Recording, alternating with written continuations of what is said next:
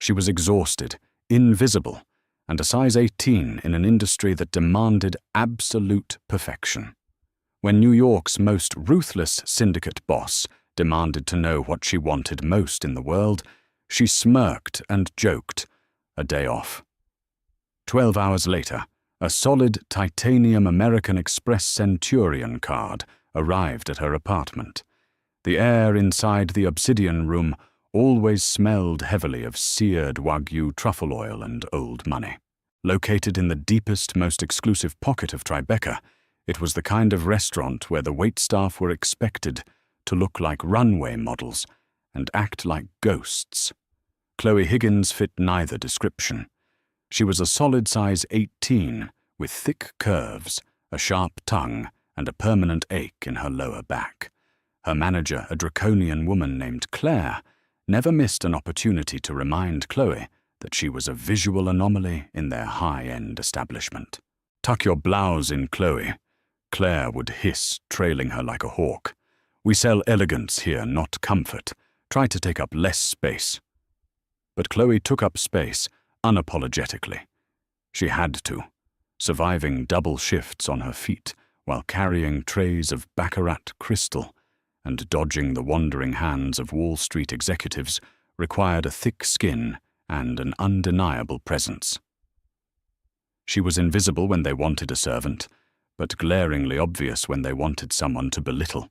It was a Tuesday night entirely unremarkable until the front doors opened and the atmospheric pressure in the dining room noticeably dropped.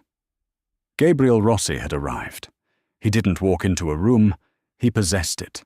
Dressed in a bespoke charcoal Brioni suit that clung perfectly to his broad shoulders, Rossi was the reputed head of the most organized, violently efficient crime syndicate on the eastern seaboard. Rumors surrounding him were whispered in back alleys and FBI boardrooms alike. He had dismantled the reigning Italian families by his 30th birthday, and he didn't leave loose ends. Accompanied by his underboss Dante and 2 other men, whose suits couldn't completely hide the bulk of their shoulder holsters, Gabriel was led immediately to the secluded corner booth. Chloe was working table 4, actively ignoring the agonizing throb in her swollen feet when she saw Toby, the newest and youngest busboy, approach Gabriel's table with a tray of water glasses and an open bottle of Opus 1 Cabernet. Toby's hands were shaking so violently they looked like they were vibrating. "Don't do it, kid." Chloe thought, her eyes widening. "Breathe." But Toby didn't breathe. His foot caught the edge of a thick Persian rug. His wrist buckled, and the tray tipped.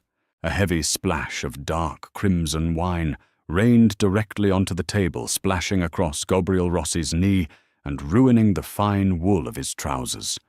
The restaurant went dead silent.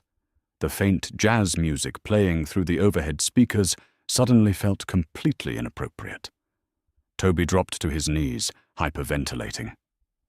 I'm so sorry, sir. Oh my God, please, I'm sorry." Dante, standing near the edge of the booth, didn't say a word. He simply reached inside his tailored jacket, his eyes locked on the weeping teenager. Chloe didn't think. Instinct forged by years of protecting her younger siblings and surviving a city that chewed up the weak kicked in. She pushed her heavy frame through the dining room, stepping directly between Dante and the terrified boy on the floor. "Get a mop, Toby," Chloe ordered, her voice cutting through the deadly silence like a whip. "Now, go." Toby scrambled away, leaving Chloe standing alone in the crosshairs of New York's most dangerous men. She grabbed a thick linen napkin from the adjacent table and looked directly down at Gabriel Rossi. She didn't apologize. She didn't cower. She just evaluated the stain. "I can offer to have those dry cleaned, Mr. Rossi," Chloe said, her tone utterly flat, stripped of the fawning desperation he was undoubtedly used to. "But club soda won't fix wool, and we both know you aren't waiting around in the VIP lounge in your boxers while I scrub them." Dante stepped forward, his jaw tight. "Watch your mouth." Gabriel held up a single manicured hand. Dante froze instantly, stepping back into the shadows. Gabriel leaned back against the leather upholstery, ignoring the wine seeping into his trousers. His dark, calculating eyes swept over Chloe. He took in her flushed face, the strands of brown hair escaping her messy bun, the heavy curve of her hips, and the absolute lack of terror in her posture. "You aren't shaking," Gabriel observed softly. His voice was a rich, gravelly baritone that commanded absolute attention. "I work 60 hours a week, sir," Chloe replied, tucking her serving tray under her arm. "Fear requires a level of energy I simply don't have right now." A faint, almost imperceptible smirk tugged at the corner of Gabriel's mouth. Women usually fell into two categories around him, the ones who threw themselves at his wealth and the ones who trembled at his reputation. The plus-sized waitress, staring him down with tired, unimpressed eyes, was an entirely new species. "What's your name?" he asked. "Chloe." "Well, Chloe," Gabriel murmured, leaning slightly forward, resting his elbows on the table. The Patek Philippe watch on his wrist caught the dim candlelight. "You seem remarkably unfazed by standing in the line of fire." "I'm a big girl, Mr. Rossi," Chloe said, shifting her weight to her less painful foot. She refused to break eye contact. "It takes a hell of a lot more than a spilled drink and a dirty look to knock me off balance." Gabriel stared at her for a long, silent moment. The rest of the restaurant held its collective breath. Finally he spoke, his voice dropping an octave meant only for her. "Tell me something, Chloe," he said, his gaze piercing right through her exhaustion. "If you could have anything right now, anything in the world, what would it be?" Chloe let out a short, cynical laugh, wiping a bead of sweat from her brow. She thought about her mountain of medical debt. She thought about her mother's unpaid hospital bills. She thought about the cheap, sagging mattress waiting for her in Brooklyn. "A day off," she joked dryly, turning to walk back to the kitchens. "And maybe a nap that doesn't end in an eviction notice." She didn't look back to see Gabriel Rossi's reaction. If she had, she would have seen the syndicate boss pull out his phone, his dark eyes locked intensely on her retreating figure. Wednesday morning broke over Brooklyn with a grey, unforgiving light. Chloe groaned as her alarm clock shrieked at 6 a.m. Every joint in her body screamed in protest as she rolled over the springs of her cheap mattress, digging into her ribs. She stared at the ceiling, mentally calculating her bank balance. Rent was due in 3 days. Her mother's leftover debt from Mount Sinai Hospital was in collections. She needed to be on the subway in 40 minutes for the lunch shift, and the thought of squeezing her swollen feet back into her regulation black heels made her want to weep. A sharp, authoritative knock echoed through her tiny apartment. Chloe frowned. It wasn't the rhythmic banging of her landlord, Mr. Henderson. She pulled on a thick, oversized fleece robe, tied it tightly around her waist, and padded to the door. Looking through the peephole, she saw a man standing in the hallway. He wasn't a delivery driver. He was wearing a sharp, tailored black suit and an earpiece. She unlocked the deadbolt and cracked the door open. "Can I help you?" "Chloe Higgins?" the man asked. His voice was clipped professional. "Yes." The man handed her a sleek, heavy black box, slightly larger than a passport. "Sign here, please." Confused, Chloe scrawled her name on his digital tablet. The man nodded, once turned on his heel and walked down the crumbling hallway without another word. Chloe locked the door and carried the box to her cramped kitchen counter. The packaging was immaculate matte, black with no return address. She pried the lid off. Inside, resting on a bed of dark velvet, was an envelope, and beneath the envelope was a card. Chloe picked it up. It was heavy, cold, solid titanium. It was an American Express Centurion card, the legendary black card, and embossed across the bottom in silver lettering was her name, Chloe Higgins. Her breath hitched. She dropped it on the counter as if it had burned her, her hands shaking. She ripped open the heavy cardstock envelope. Inside was a handwritten note on impossibly thick stationery. "Take the day off. Eviction is no longer on the menu. Gr. No." Chloe whispered to the empty room. "No, no, no. This is a joke. This is an elaborate, cruel joke." But the weight of the titanium on her counter was undeniable. Gabriel Rossi, a man she had spoken to for exactly 3 minutes, had just handed her a blank check to the universe. There was no preset spending limit on a Centurion card. It was limitless. Panic and adrenaline warred in her chest. If she used it, she was tethering herself to a monster. She was accepting mafia money. But as she looked down at a final notice from a debt collector sitting next to her coffee maker, a reckless, desperate wave of exhaustion washed over her. Just to test it, she told herself. Just to see if it's real. She grabbed her laptop, her fingers trembling as she booted it up. She logged into her Mount Sinai patient portal. The screen flashed her mother's outstanding balance in bright, aggressive red numbers, $14,680. Chloe selected Pay in Full. She typed in the 16 digits from the heavy titanium card, the expiration date, and the security code. She squeezed her eyes shut and clicked Submit. She waited for the error message. She waited for the fraud alert. Instead, the screen refreshed. A green check mark appeared. Payment approved. Balance $0.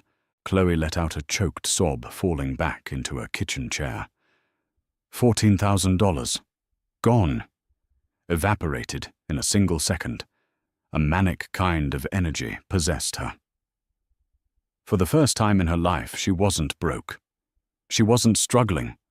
She threw off her robe, dragged herself into the shower, and put on her best wrap dress, a deep burgundy number that actually flattered her curves instead of hiding them. She walked out of her apartment building and didn't turn toward the subway. Instead, she hailed a yellow cab. "Fifth Avenue," she told the driver. Her first stop was a high-end orthopedics and luxury footwear boutique. She was done with cheap shoes that mangled her toes. When she walked into the polished, marble-floored store, the two thin, immaculately dressed saleswomen immediately gave her the look. It was a look Chloe knew well, the quick, dismissive, up-and-down assessment that determined she was too big, too poor, and too out of place to bother helping. "May I help you?" one of them asked, her tone dripping with polite condescension. "Our wide-fit selection is quite limited." Chloe didn't blush. She didn't shrink. Gabriel Rossi's voice echoed in her head. "You aren't shaking." "I want the custom leather loafers," Chloe said, pointing to a display case. "Measure me. I want them tailored to my exact arch, and I want 2 pairs. One in black, one in chestnut."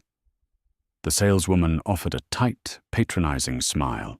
"Ma'am, those are $3,000 a pair, and custom fitting takes—" Chloe reached into her purse and slapped the heavy, solid titanium black card onto the glass display counter. The metal made a sharp, authoritative clack against the glass. Both saleswomen stared at the card. The condescension instantly vanished from their faces, replaced by a pale, wide-eyed shock. In the luxury world, the Centurion card was a god. "Right away, Ms. Higgins." The manager suddenly appeared, rushing out from the back room. "Champagne while you wait." An hour later, Chloe walked out onto the bustling sidewalk of Fifth Avenue, carrying 2 exquisite shopping bags, her feet wrapped in temporary, cloud-like, supportive walking shoes the store had practically begged her to take for free. She felt invincible. She felt seen. But as she stepped toward the curb to hail another cab, the illusion of safety violently shattered. A massive armored black Mercedes G-Wagon screeched to a halt directly in front of her, blocking the crosswalk. Before Chloe could react, the back doors flew open. 2 enormous men wearing cheap dark leather jackets stepped out. They didn't move like Gabriel's men. They were rougher, completely lacking the polished, tailored grace of the Italian syndicate. One of them reached out, grabbing Chloe roughly by her upper arm. His grip was like a steel vice, biting into her flesh. "Hey, get off me!" Chloe shouted, thrashing against his weight, but she was overpowered instantly. "Quiet!" The man snarled, his voice thick with a harsh, icy Russian accent. A third man stepped out of the vehicle. He was older, with silver hair and a jagged scar cutting through his left eyebrow. He looked Chloe up and down, a cruel, mocking smile spreading across his face. "So," the older man sneered, stepping dangerously close. "Victor Volkov would like a word. We have a mole inside American Express who flags high-value transactions. Imagine our surprise when Gabriel Rossi's private, untraceable account suddenly paid off a hospital bill for a waitress in Brooklyn." Chloe's blood ran cold. The card. It was tracked. "Rossi is a machine." The Russian continued, his eyes gleaming with malicious delight as his men shoved Chloe toward the open door of the SUV. "He has no family, no wives, no weaknesses, but it seems the great Italian king finally has a soft spot." He laughed, an ugly, grating sound, looking at Chloe's fuller figure. "And a rather large one at that. Get her in the car." The black Mercedes SUV smelled of stale cigarettes and cheap cologne. Chloe was wedged between the two massive henchmen in the back seat, her wrists bound tightly with thick plastic zip ties. She stared blankly at the partition, separating them from the driver, her mind racing through a panicked blur of survival instincts. She wasn't a stranger to rough neighborhoods, but this was an entirely different stratosphere of danger. This was the Bratva. The vehicle finally lurched to a halt after what felt like an hour of sharp turns and jarring stops. The doors were yanked open, and rough hands dragged her out into the freezing air. They were in an abandoned industrial sector, surrounded by rust-streaked shipping containers and dilapidated warehouses. The smell of salt water and decaying fish told her they were somewhere near the Brooklyn Navy Yard. "Keep moving," one of the men grunted, shoving a heavy hand between her shoulder blades. They forced her inside a cavernous, dimly lit meatpacking warehouse. The air was frigid, biting through her burgundy wrap dress. Rows of empty meat hooks swayed gently from the ceiling, clinking together like macabre wind chimes. In the center of the vast concrete floor sat a single metal folding chair under a harsh halogen work light. Victor Volkov was waiting for her, leaning against a rusted steel table, peeling an apple with a wickedly sharp hunting knife. "Sit her down," Victor commanded. The men shoved Chloe into the chair, tying her ankles to the metal legs. She bit the inside of her cheek to keep from crying out as the hard plastic cut into her skin. She looked down at her brand-new $3,000 leather loafers, now scuffed with warehouse dirt. A hysterical, bubbling laugh threatened to escape her throat. "Of course.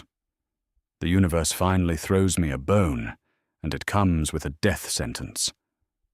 "You find something funny, little bird?" Victor asked, taking a slow bite of the apple. He walked over the heavy thud of his boots, echoing in the empty space. "Gabriel Rossi is a ghost. He leaves no paper trails. He uses shell companies to buy his coffee.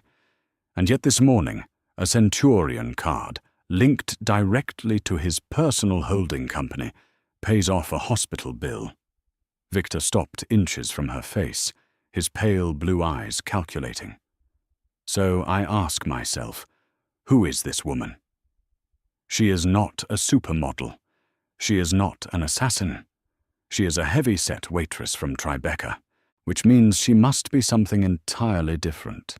A secret wife, a beloved mistress, or perhaps you know where he is keeping the bearer bonds from the docks."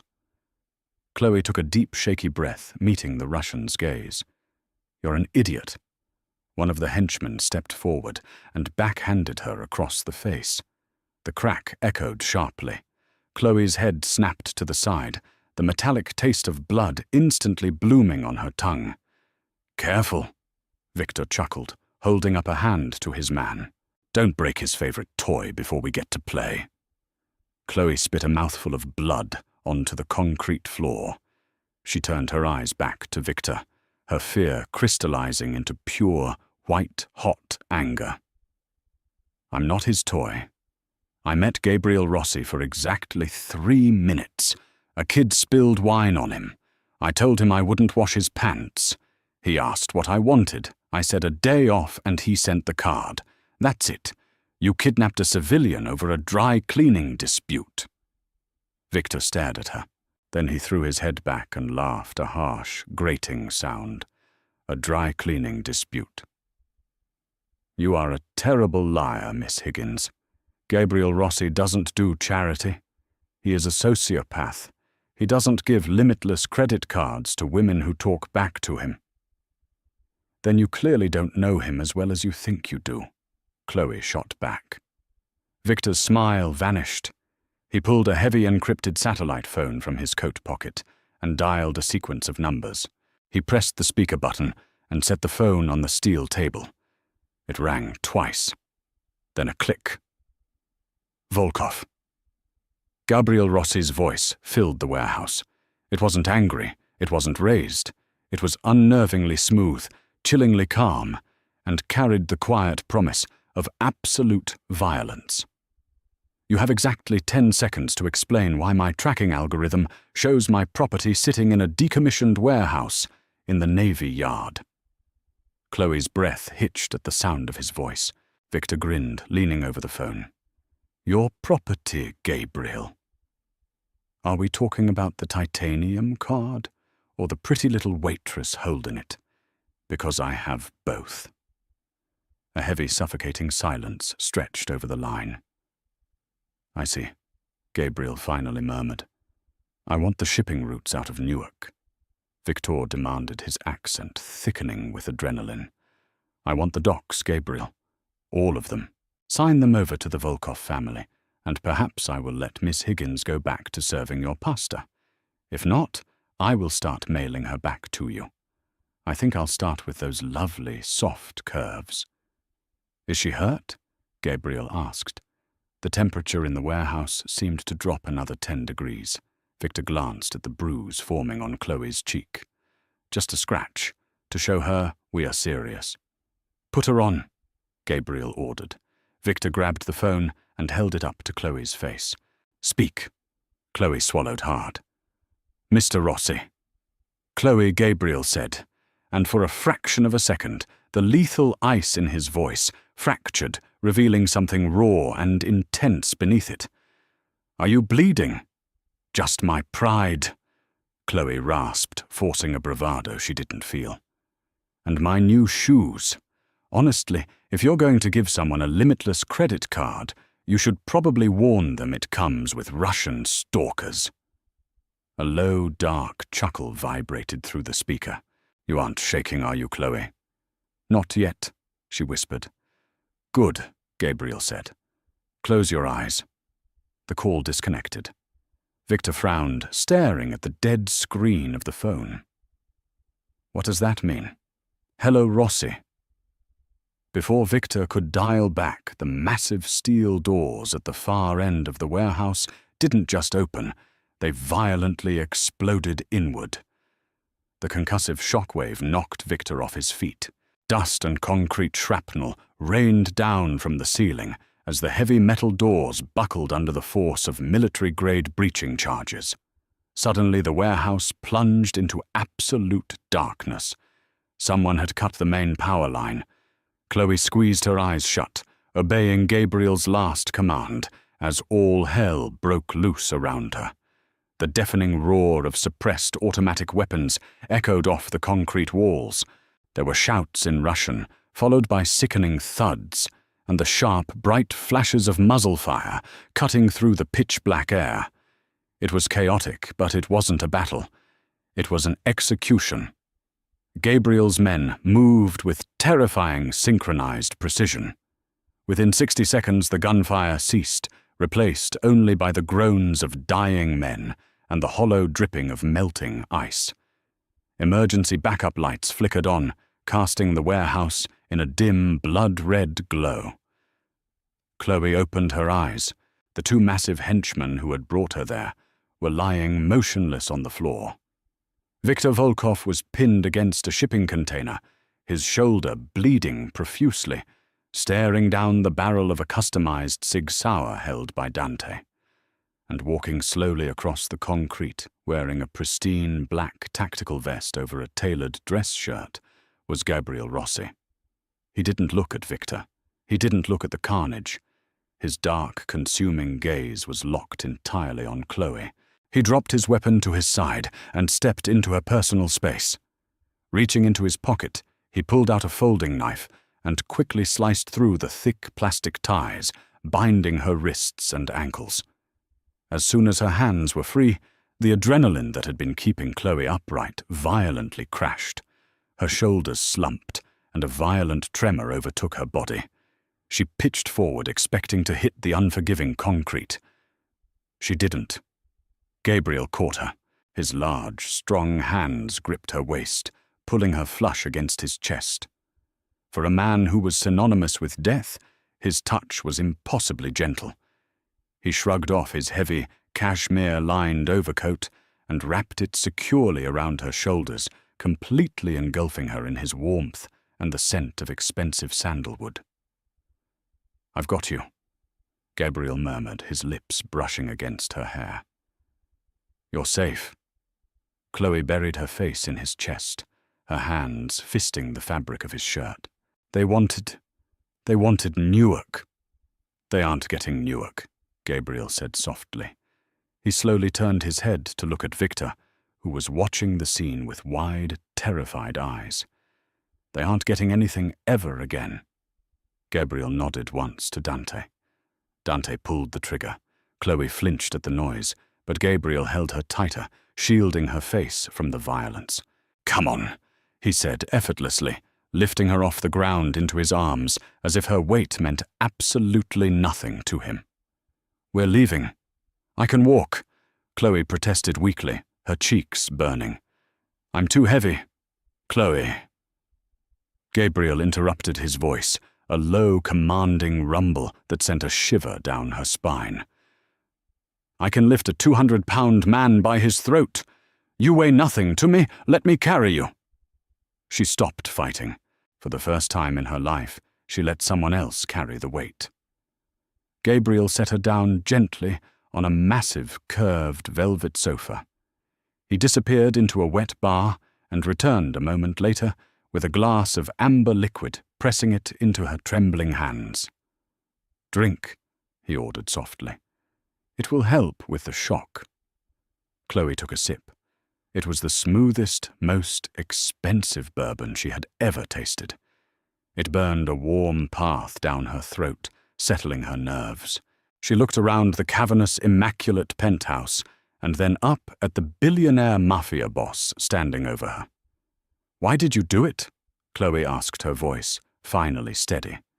She pulled his oversized coat tighter around her. "The card, the rescue. Victor was right. You don't do charity." Gabriel pulled up a leather armchair and sat directly across from her, leaning his elbows on his knees. The harsh lighting of the penthouse highlighted the sharp, aristocratic lines of his jaw and the intense, obsessive darkness in his eyes.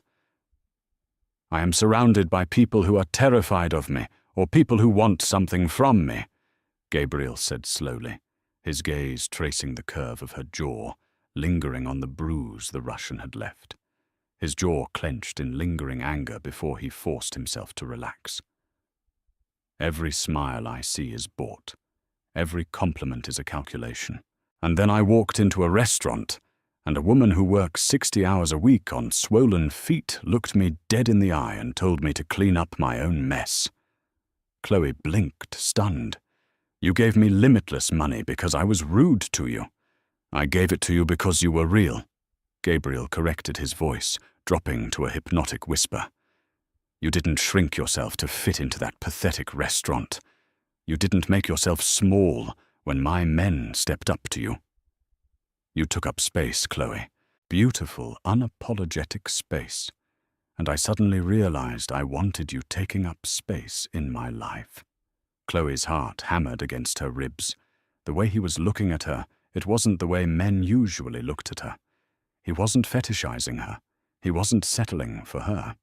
He was looking at her like she was the most valuable, magnificent thing he had ever stolen. "I can't be bought, Mr. Rossi," Chloe said, her voice shaking slightly, but her chin held high. "Not with titanium cards and not with bourbon."